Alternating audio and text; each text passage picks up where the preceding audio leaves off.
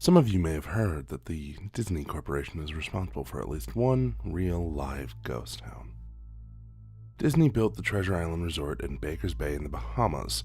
It didn't start as a ghost town. Disney's cruise ships would actually stop at the resort and leave tourists there to relax in luxury. It's a fact, look it up. Disney blew $30 million on the place. Yes, $30 million. And then they abandoned it. Disney blamed the shallow water as too shallow for their ships to safely operate, they said. And there was even blame cast on the workers, saying that since they were from the Bahamas, they were too lazy to work a regular schedule.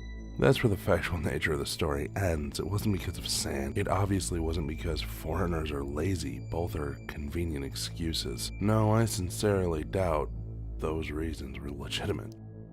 Why don't I buy the official story? Because of Mowgli's Palace. Near the beachside city of Emerald Island, North Carolina, Disney began construction of Mowgli's Palace in the late 1990s.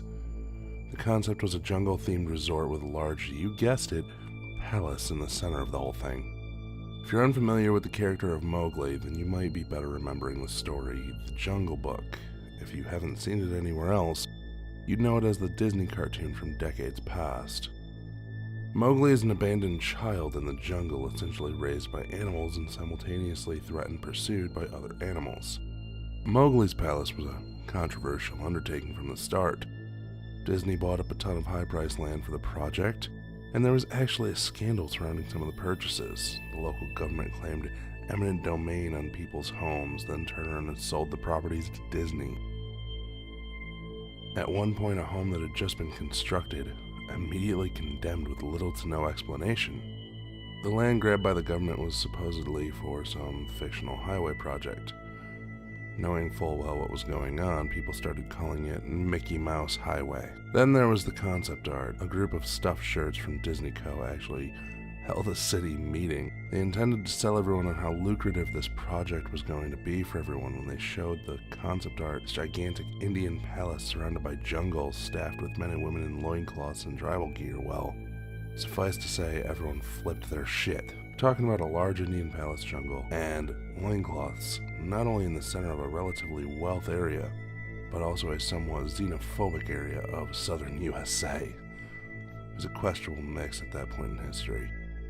One member of the crowd tried to storm the stage, but he was quickly subdued by security after he managed to break one of the presentation boards over his knee. Disney took that community and essentially broke it over its knee as well. Houses razed, the land was cleared. There wasn't a damn thing anyone could do or say about it either. Local TV and newspapers were against the resort at the beginning, but some insane connection between Disney's media holdings and the local venues came into play, and their opinions turned on a dime. So anyway, Treasure Island in the Bahamas. Disney sunk those millions in and then split. The same thing happened with Mowgli's Palace. Construction was complete. Visitors actually stayed at the resort. The surrounding communities were flooded with traffic and the usual annoyances associated with an influx of lost and irate tourists. And then it all just stopped. Disney shut it down, and no one knew what the hell to think. But they were pretty happy about it. Disney's loss was pretty hilarious and wonderful to a large group of folks who didn't want this in the first place. I honestly didn't give the place another thought since hearing it closed over a decade ago. I live maybe 4 hours from Emerald Isle, so really I only heard the rumblings and didn't experience any of it firsthand. Then I read the article about someone who had explored Treasure Island Resort and posted a whole blog about all the crazy shit he found there. Stuff just left behind. Things smashed, defaced, probably ruined by the disgruntled former employees who had lost their jobs. Hell, the locals from all around probably had a hand in wrecking that place. People there felt just as angry about Treasure Island as folks here did about Mowgli's Palace. Plus, there were rumors that Disney had released their aquarium stock into the local waters when they closed, including sharks. Who wouldn't want to take a few swings at some merchandise after that? Well, what I'm getting at is that this blog about Treasure Island got me thinking. Even though many years had passed since its closing, I figured it might be cool to do some urban exploration at Mowgli's Palace. Take some photos, write about my experience, probably see if there's anything I could take home as a memento. Not going to say I wasted no time in getting there because honestly, it took me another year after I first found that Treasure Island article to get around to going up to Emerald Isle. Over the course of that year, I did a lot of research on the Palace Resort, or rather, I tried to. Naturally, no official Disney site or resource made any mention of the place. That had been scrubbed clean. Even odder, however, was that nobody before myself had apparently thought to blog about the place or even post a photo. None of the local TV or newspaper sites had one word about the place, but that was to be expected since they all had swung Disney's way. They wouldn't be out there lauding their embarrassment, you know. Recently I learned that corporations can actually ask Google, for example, to remove links from search results. Basically for no good reason. Looking back, probably not that nobody spoke of the resort, but rather their words were made it inaccessible. So in the end, I could barely find the place. All I had to go on was an old-as-hell map I received in the mail back in the 90s. Promotional items sent out to people who had recently been to Disney World, I guess, since I had been there in the late 80s. That was recent. I didn't really intend to hang on to it. I just shoved it in my books and comics from my childhood. I only remembered it months into my research. And even then, it took me another few weeks to locate the storage bin my parents had shoved it all into. But I did find it. Locals were no help, as most were transplants who had moved to the beach in recent years, or old residents who just sneered at me and made rude gestures the second I managed to say, "Where would I find Mowgli's?" The drive took me through an inornately long corridor of overgrowth, tropical plants that had run rampant and overpopulated the area mixed with the native species of flora that actually belonged there and had tried to reclaim the land. I was in awe when I reached the front gates of the resort. Tremendous monolithic wooden gates whose supports to either side looked like they must have been cut from giant sequoias. The gate itself had been gouged in several places by woodpeckers and eaten away at the base by burrowing insects. Hanging on the gate was a sheet of metal, some random scrap with hand-painted letters scrawled in black. Abandoned by Disney. Clearly the handiwork of some past local or an employee who wanted to make some small protest. The gates were open enough to walk through but not drive, so grabbing my digital camera and the map, whose flip side showed a layout of the resort, I set off on foot. The inner grounds of the palace were just as overgrown as the entryway. Palm trees stood untended and ragged among the piles of their own coconuts. Banana plants similarly stood in their own stinking, bug-riddled refuse. There was a sort of clash between order and chaos as carefully planted rows of perennial flowers mixed with obnoxious tall weeds and stinking blackened mushrooms. All that remained of any outdoor structure were broken, rotting wood and various charred bits of unidentifiable material. What was most likely an information booth or an outdoor bar simply was a pile of assorted debris chopped up by past vandalism and ravaged by weather. The most interesting thing in the grounds was a statue of Baloo, friendly bear from Jungle Book, which stood in a sort of courtyard in front of the main building. He was frozen in a jovial wave toward no one, staring into empty space with a silly, toothy grin as bird shit covered the whole swath of his fur and vines ensnared his platform. I approached the main building, the palace, only to find the outside of the building covered in graffiti where the original paint hadn't peeled and chipped away. Front doors weren't just open. They had been taken off their hinges and stolen. Above the front doors, on the gaping maw where they had been, someone had once again painted, "Abandoned by Disney." I wish I could tell you about all the awesome stuff I saw inside the palace. Forgotten statues, abandoned cash registers, full-fledged secret society of homeless bums, but no. The inside of the building was so stark, so bare, that I actually think that people had stolen the molding off the walls. Anything that was too big to steal, counters, desks, fake trees. They were all resting amid this empty echo chamber that amplified my every step like a slow rat-a-tat of a machine gun. I checked the floor plan and headed to all the locations that might seem in any way interesting. Kitchen was, as you would imagine, an industrial food prep area with all the appliances in space. No expenses spared. Every glass surface was broken, every door knocked off its hinges, every metal surface kicked and dented. The entire place smelled like very old piss. The huge freezer, not even remotely cool now, had row upon row of empty shelf space. Hooks hung from the ceiling, probably for hanging cuts of meat. and as I stood inside for a moment, I noticed they were swinging. Each hook swung in a random direction, but their movements were so slow and small that it was almost impossible to see. I figured it had been caused by my footsteps, so I stopped one from swinging by clutching it in my fist, then carefully letting it go, but within seconds it started swinging once more. Bathrooms were in much of the same state of the rest of the place. Just like the Treasure Island Resort, someone had methodically smashed each porcelain commode, coconuts, and other implements. There was about a half-inch of rancid, stinking, stagnant water on the floor, so I didn't stay there very long. It's odd is that the toilets and sinks in the bidettes and ladies' room, yes, I went there, all dripped or leaked or just ran freely. It seemed to me that they should have shut the water off long ago. There were plenty of rooms in the resort, but naturally I didn't have time to look through them all. The few I did peer into were similarly wrecked, and I didn't expect to find anything there. I thought there was actually a television and a radio in one room, but I really think I heard a quiet conversation coming out. Though it was like a whisper, probably my own breathing echoing in, the silence, or just another case of the sound of flowing water playing tricks on your mind. The front door of the palace again, I figured I hadn't found anything of note and wasted the trip up. As I looked out the door, I noticed something interesting in the courtyard that apparently I had missed. Something that would give me at least one thing to show for my trouble, even if it was just a photograph. There was a lifelike statue of a python, maybe 80 feet long, coiled up and sunning itself on the pedestal right in the center of the area. It was almost time for the sun to start setting, so the light fell onto the object in the perfect way for a photograph. I approached the python and snapped a photo, then stood on my toes and snapped another. I moved closer again to get the detail of his face. Slowly, casually, the python lifted its head, looked directly into my eyes, turned, and slithered off the pedestal across the grass and into the trees. All 80 feet of it. Its head long disappeared into the woods before its tail even left the sunning spot.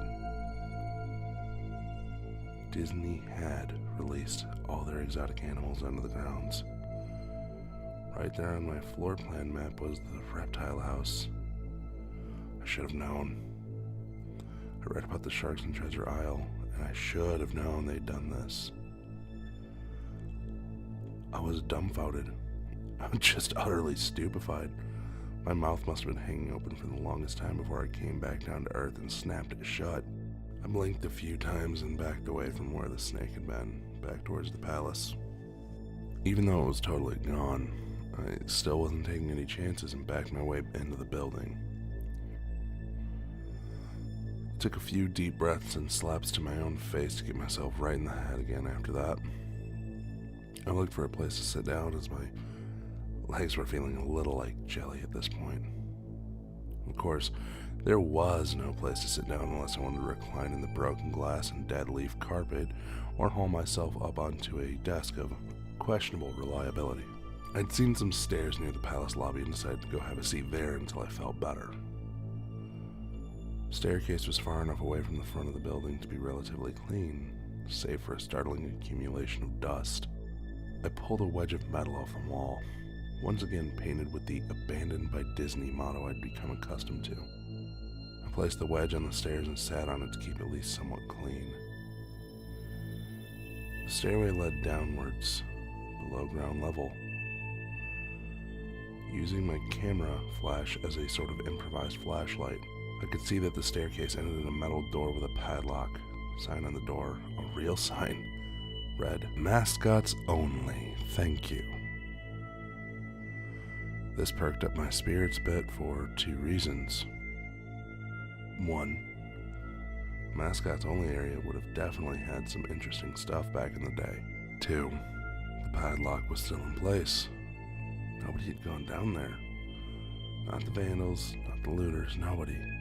This was the one place I could actually explore and perhaps find something interesting to photograph or wantonly steal. I had come to the palace essentially agreeing with myself that it was okay to take anything I wanted because, hey, abandoned. Didn't take much to bust the lock. Well, actually that's wrong. It didn't take much to bust the metal plate on the wall that the padlock was hooked to. Time and decay had done most of the work for me, and I was able to bend the metal plate enough to pull the screws out of the wall, because nobody else had apparently thought of or hadn't been able to do it at the time. The mascot's only area was a startling and very welcome change from the rest of the building I'd seen. For once, every second or third fluorescent light overhead was illuminated, even though they flickered and faded randomly. Also, nothing had been stolen or broken, even if age and exposure were taking their toll. Tables had notepads and pens, there were clocks, even a punching clock on the wall complete with filled-out time cards. Chairs were scattered around, and there was even a small break room with an old static-filled television and a long rotted-out food and drink on the counters. It was like one of those post-apocalyptic movies where everything is left at the state of the evacuation. As I walked the maze-like sub-basement hallways of the mascot's only area, the sights just became more and more interesting. As I went further, desks and tables were knocked over, paper scattered and almost melding with the damp floor, and a large carpet of mold was slowly overtaking the real rotting crimson floor covering. Everything was just sort of squishy.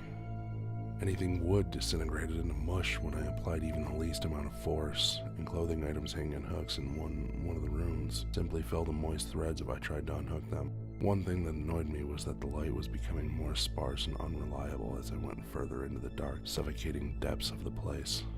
Eventually, I reached a black and yellow striped door with the words, "Character Prep 1" stenciled on it.